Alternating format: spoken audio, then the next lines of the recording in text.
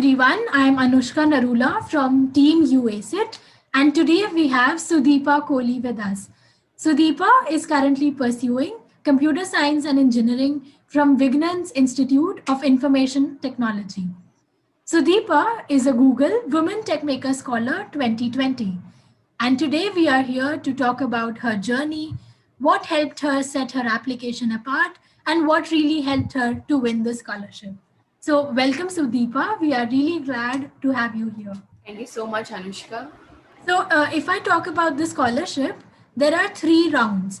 The first one is an online application, the second one is an online test, and the third one, which is a virtual interview. So, let's talk about your journey, Sudeepa. So, starting from the first round, which is an online application. So, Sudeepa, what helped you ace the application round?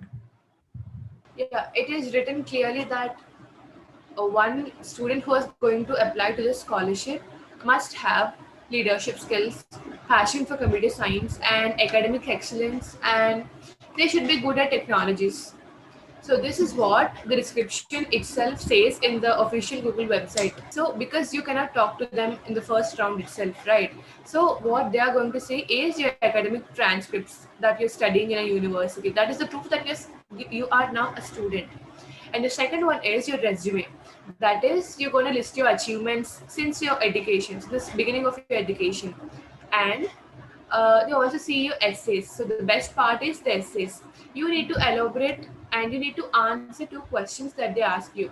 So the questions that I got when I applied is that the technology that fascinated me.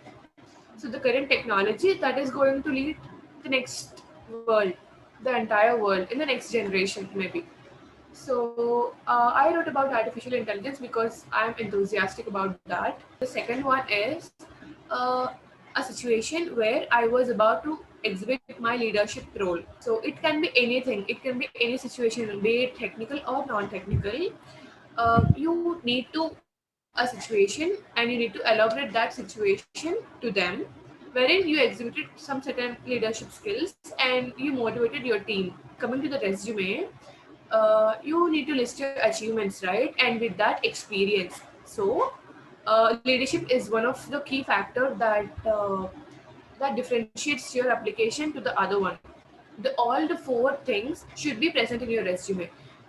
Yeah. So yeah, you need to good at any of the technology. So obviously you will have some projects, right? In that projects, you need to show that you have used some technologies for building that project. So it automatically says that you're good at technologies. So I think these four factors made me ace the scholarship. That's really nice. And like as you said that we need to keep everything focused on those 4 points. So yes, that is important and that actually helps you to clear the first round. So let's talk about the test now. So Sudeepa, what was the pattern of the test and how did you prepare for it? It basically has 30 questions and you need to answer the 30 questions in 30 minutes. So each question has 1 minute. And yeah, this tests how well are you good at time management and the techniques that you use while solving the questions. So because you are a computer science student, the questions will be 30, right? So the 7 questions will be on C and 7 on C++, and 8 questions on data structures and algorithms, and the rest 8 are, they gave some code snippets and you need to guess the output of that code, or they'll mention the lines and you need to say that which part of this code will raise an error. So these are the type of questions that you will get. So to clear the application, I don't think you need to be very good at coding and all, but you need to have some basic knowledge on that. So this is what they check. The other important thing that I would like to highlight is just go through all the 30 questions once. Just because you think you can answer the one particular question, don't waste 2 to 3 minutes of that time at a single question, because there may be some easy question in the end. So yeah, they check that whether if you miss the easy questions, they'll gonna give you less priority, and that's it. Okay, so one has to focus on all the questions and the speed also.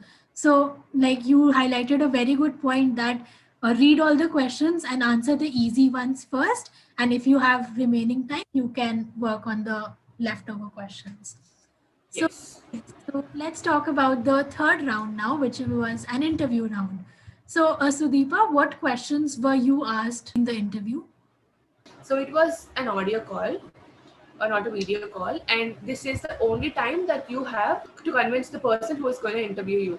So coming to the questions, they'll check whether you are the person of your resume, because you have mentioned a lot of things, projects and your experience and your ideas and your scores. You have filled everything, right? And even the essays. So they're going to check you that if all the things that you have mentioned in your application is true or false. So that is the main motto here.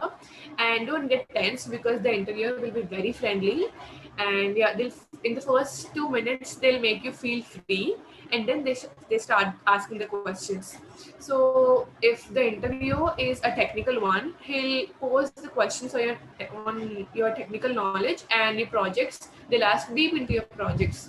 And if the interviewer is not very good at technologies, then he'll ask you the outreach initiatives that you took. And the common thing that both the interviewers ask is the hypothetical questions, like yeah, if you have this problem, so you're okay, an event is happening and you got stuck somewhere, and someone told something, and how are you going to tackle the problem? These are the kind of questions that they pose you. The questions that I got is that you have listed some of the projects, right? What is the project that you did it on your own, like you led the team? So then I told my project, and they asked me, why did you choose this project, and why did you choose this particular technologies instead of the rest, like which work in a similar way. So they've asked me my role in the project and the influence that I created through the project, like who tested your project, where did you implement this project, and did you won in that hackathon. These are the questions that they ask me. They'll also ask you about the essays that you fill, because I told you, right, I've mentioned that AI is my favorite technology in these days. They asked me why is it your favorite, and yeah, what made you feel fascinated about that technology. These are the questions that I was asked based on my resume and essays. So the next part of the interview was, uh, they've asked me how are you going to use the money that you're going to get, because they're going to give me $1,000, right? So I need to tell them how am I going to use that money. Yes. And I told that, and in the end they asked me if I have any question for them. Right. And you did highlight a very important thing that we need to be very honest and genuine with our resume, our Yeah. essays, because they can easily clarify all those things in your interview. And if they find that all those things are not correct, so yes, the chances of you getting selected would get very less. So this brings me to the last question, which is a piece of advice that you want to give to students who are applying this year. Yeah, sure. So let me come from the first round. Make your resume in a very professional way. List out all your experiences, like your marks and your hobbies, projects, and everything that you want to be there. And coming to the essays part, keep it realistic and clear. Just because you're very good at the vocabulary and all, don't include the complex words. Exhibit the sense of enthusiasm at every line, because you are not going to talk to them, right? You're going to express it through your essays. So at every part, show that you are enthusiastic enough. Like list out your contributions indirectly. So it should not be like you are listing out all in an order, but it should be in an indirect way.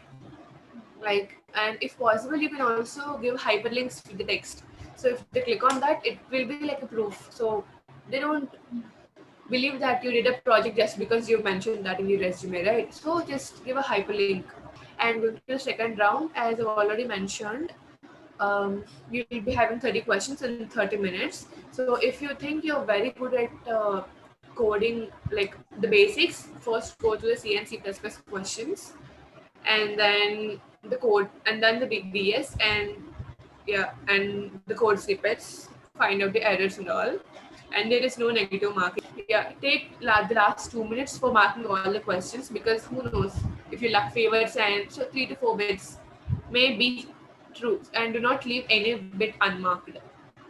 And coming to the third round, answer in a good way. And I would like to suggest you that before attempting your interview, just go through your essays once, because you'll forget about what you wrote and have you just listed all the things, right? So once go through your essays before having a conversation with the interviewer, and yeah, keep your resume beside you, and also be very friendly with the interviewer, be realistic. Questions will not be direct, so you need to create an opportunity to list out your project or skill, whatever it may be. Yeah, exhibit your passion while you're talking, and even if they ask you something, don't just say I don't know, I didn't work on this. Instead you say, oh, is it? Yeah, I'll try to learn, I'll try to work on it. Your answer should be in this way. And yeah, don't get tense, be very cool, because that interviewer will be very cool. Yeah, that's it. Okay, so these were really great tips, and thank you so much, Sudeepa. With this, we have come to an end, and we wish good luck to all the students who are applying this year. And lastly, thank you so much for your time, Sudeepa, and thank you, everyone. Thank you so much for having me, Anushka. And I would like to wish all the scholars a very all the best, because yeah, the process is already happening. And I would also congratulate the future scholars as well. Yeah. Thank you.